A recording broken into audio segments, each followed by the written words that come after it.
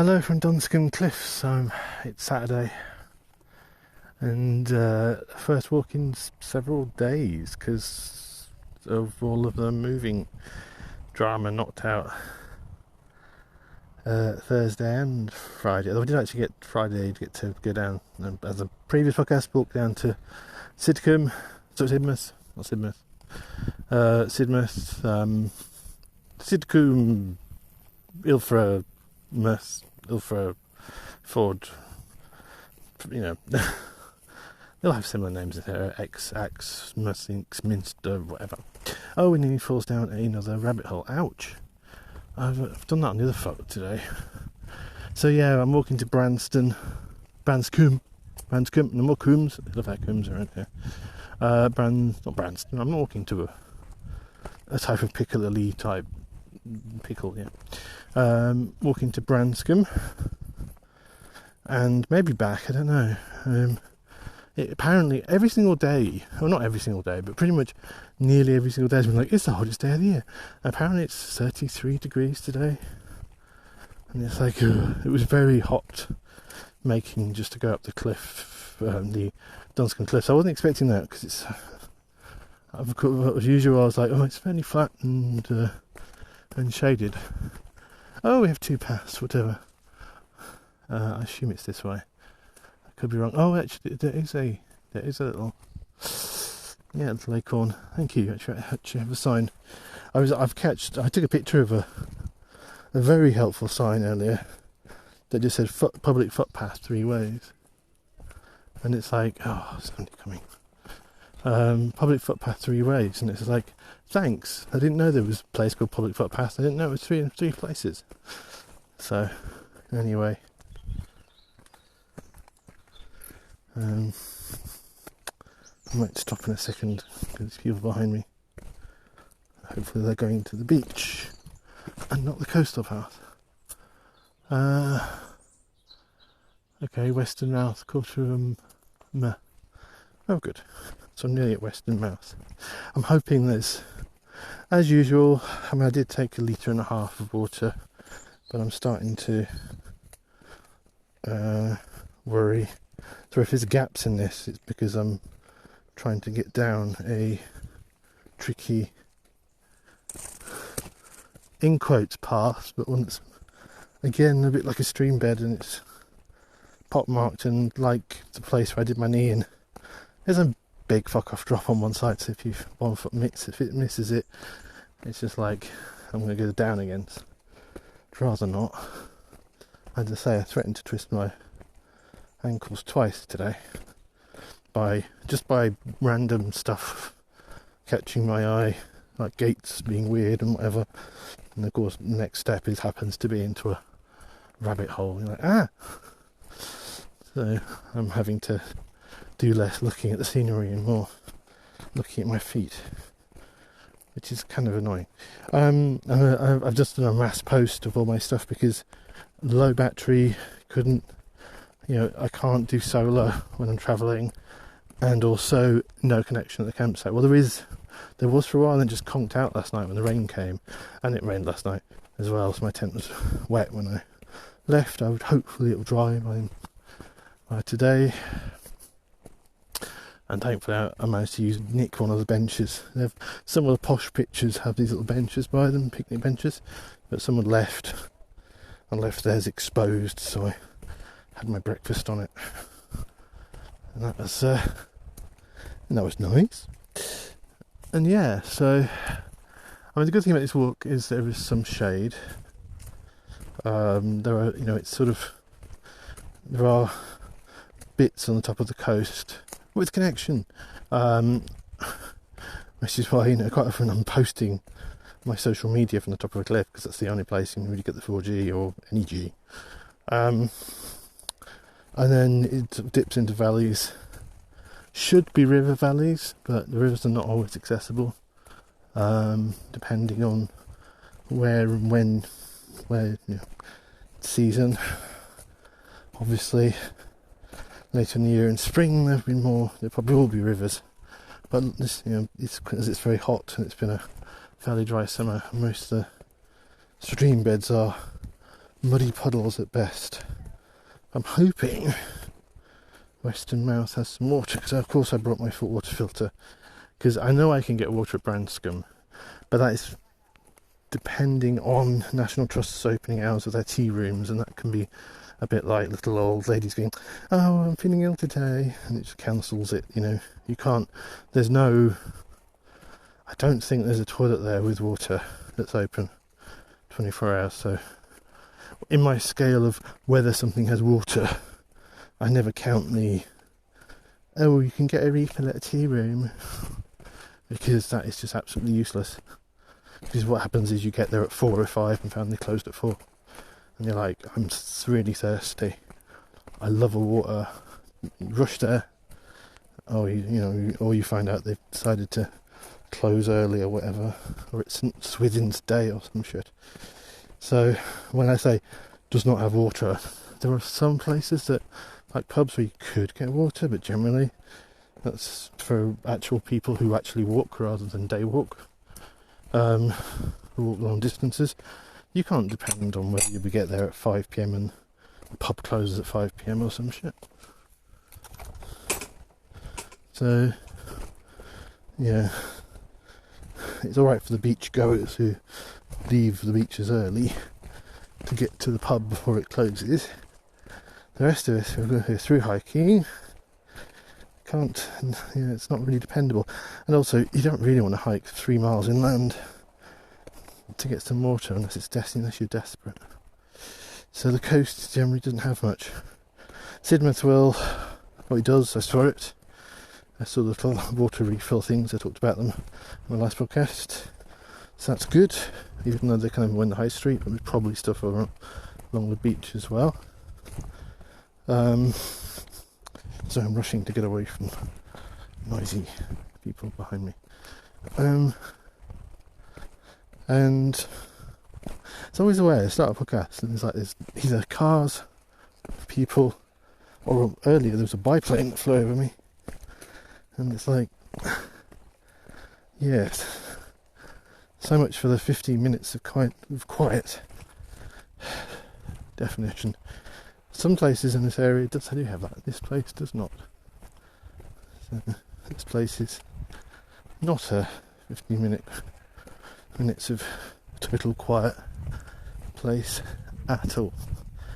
Or maybe at night in some places.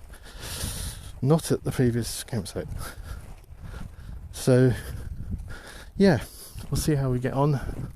Oh dear, I just seen the walk up. Yeah, it's not as flat as I thought it was going to be. Yes, that's why I made sure there was bail points and made sure there was possibly water on the other end.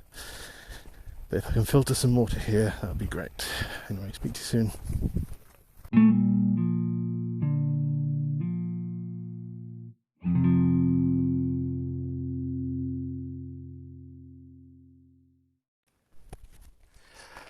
Sitting in the shade,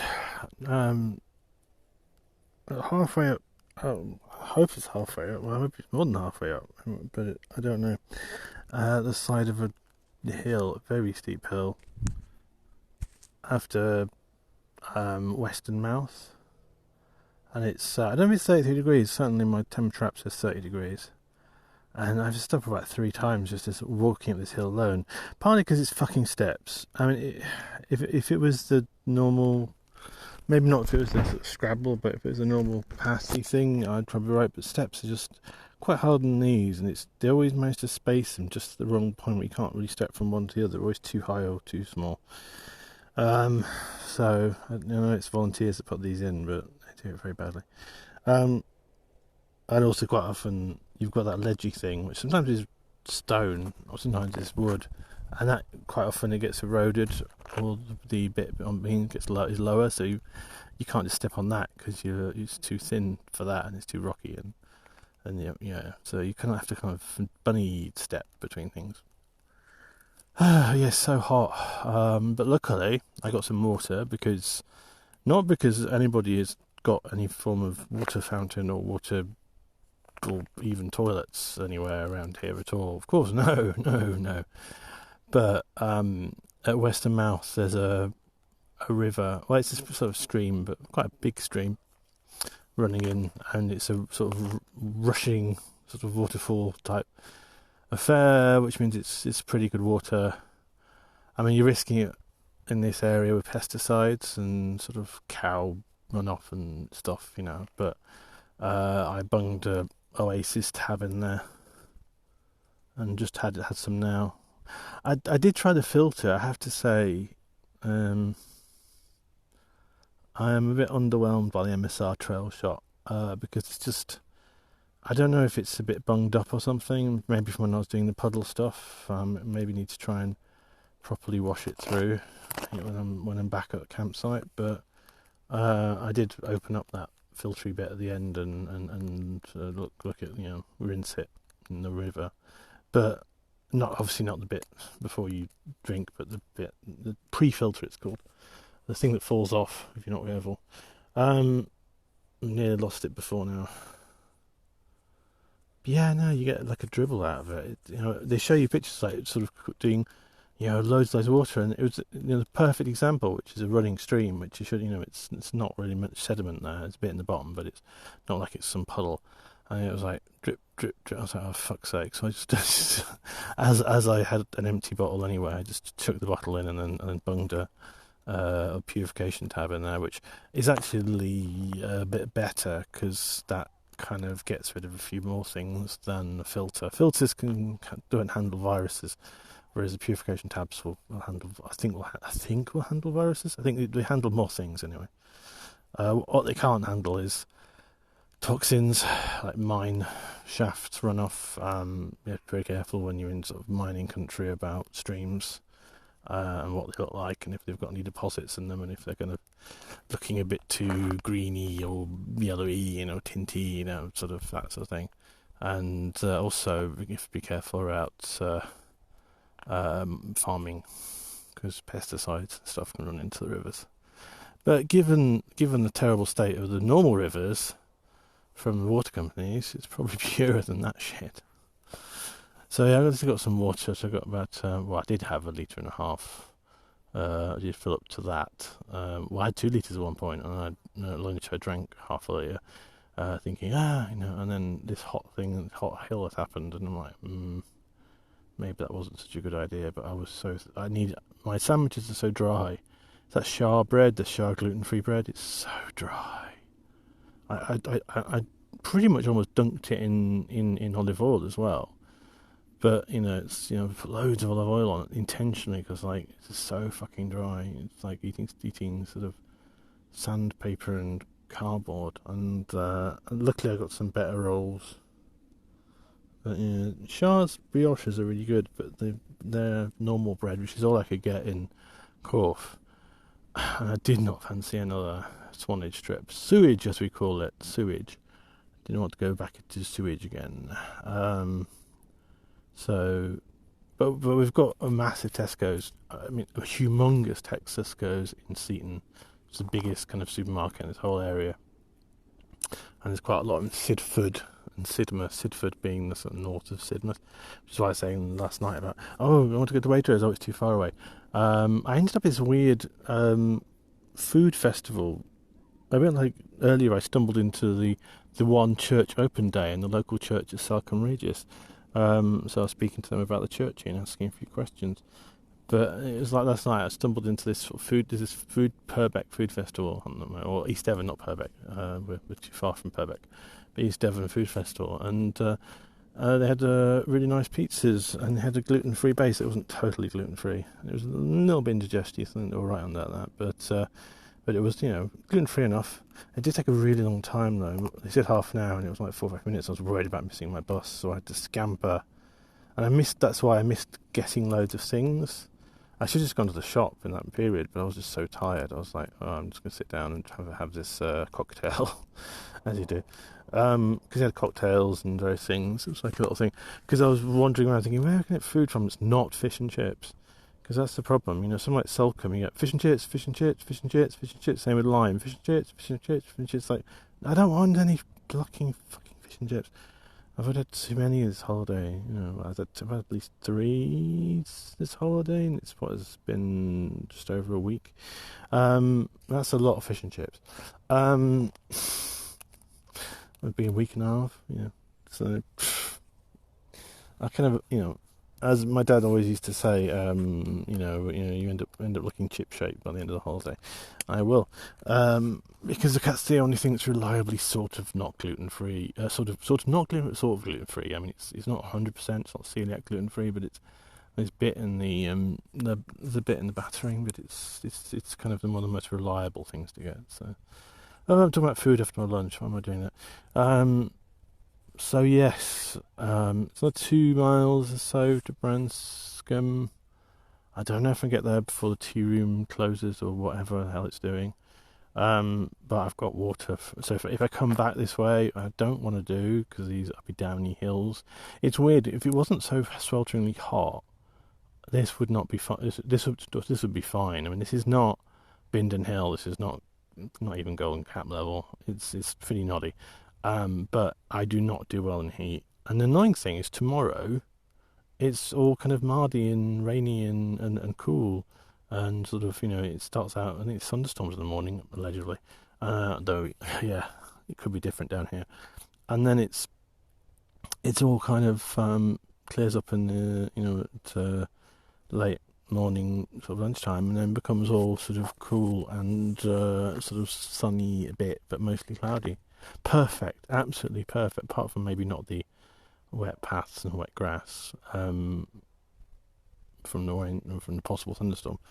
But that's perfect weather for me. Walking, I can walk for fucking miles, tens of miles in cool weather. I just do not do well in heat. And at the moment, my foot are hurting a bit, but their legs are generally okay because I've not done much walking the past 2 days. Staggering around with a fucking heavy backpack, yes, but nothing, not going up and down these things. But it's like, I'm sitting here thinking, can I even make it? Because it's just so hot. I have to, or go back down again and somehow bail to Dunscombe. Because there's lots of people at Western Beach who've also come from Dunscombe, which is a car park at Dunscombe, so they just come down the car park. You can tell by the way they're dressed and the way they've got like little tiny bottles of water. It's like, oh, bless. It's like, oh, you're a beach day tripper, aren't you? Whereas the actual people there are some people who are doing the coastal pass and they're like sweating like crazy like me, and that's like, and I've got buckets of water with them. Because it's like, yeah, it's a crazy day to do this, but I don't like hanging around the campsite. I left the campsite a bit late at 11, which is annoying. But I had shit to do. And then the funny thing is that I found the utility room today. I'm going to wash my clothes because I've got some. I'd like to have. I know everyone goes, oh, you should wander around with one pair of shorts, but they get sweaty and horrible, and then what happens is you get more sweat rashes from them. The people who say that are people who don't actually do long-term hiking. They say they do, but they don't, because having done stuff like that, even just not hiking, what happens is eventually it gets so dirty that it gets pretty disgusting, but also it helps aid the sweat rashes and the infections of that sweat rashes. So it's where it rubs, it keeps rubbing again, and then it sort of, gets kind of lots of skin flakes. And I won't go into detail. This is just not very nice. It's not very nice. And so you do want to have sometimes either washing facilities, or even if you just wash something in the sink. Afternoon. But, yeah, even if you just sort of wash it in the sink or whatever, you need some way of doing that at some point, or stream or anything, because not a stream where people want to drink the water, please. It's not a kind of like, why do you have to? You just want your home comforts. It's like socks as well. It's important because your socks stop working properly. Your socks stop. A fresh pair of socks will help, wick the sweat away, and will help Yeah, you can tell the car park is very far away, can't you? You're on the coastal path and just car alarms going. Yeah, a fresh pair will wick the sweat away. But what happened is that after a few days or a week, the same pair will start to become cardboardy, and you'll get more issues with your feet because it will just not be breathing properly. So these hardcore people go, oh, you take one pair of clothes. Yeah, they're obviously going for like 2 days or 3 days max. If you're going for longer trips, you definitely need spare socks, even if it's just one pair, so you can get the other pair washed and wear one pair, or have washed one pair in a sink or whatever somewhere, and then string it up by the tent. So I always say take a spare pair of everything, because not only is like one trouser rip away from something being completely fucked, not in a good way. And these are a bit. I have to watch out for these because they're starting to split. Yeah, there. But I've got the other spare pair if that happens, and I can just sort of tape them together to get me home. But there's nothing worse than that rip. I've had it happen at work once. So yeah, those people are just people who just don't actually really hike, and you get a lot of them on YouTube, and they're like posing in somewhere that's quite dramatic, but they obviously drove there. And they only do like weekend hikes. They're weekend hikers, and there's nothing wrong with that. Nothing wrong with weekend hiking, but don't start telling people that are going off into through hiking and what they call through hiking, which you don't know, is basically where you just keep going through. You take all your shit with you, which I don't do. I should do, but my gear is just way too heavy. I mean, there's no way I'll die trying to do it. Trying to lift my full tent and everything up this route today would just kill me. It's killing me already, and I've only got some art gear in there. So, oh yes, that's the helicopter rescue to save me. No, it's not. It might be the biplane actually. Is it the biplane? Obviously, someone's doing. I expect someone's a bit like Spitfire. I saw someone's probably doing biplane tours, and I suspect someone's probably doing helicopter tours. Because I can't imagine or maybe that's just the air travel in Devon. Yes, hey up, we don't. No, I can't do a Dorset accent, Devon accent, but we don't. That's your British Airways. Emotions to a biplane. Yeah, that's pretty Devon, isn't it? So yeah, I'll speak to you soon.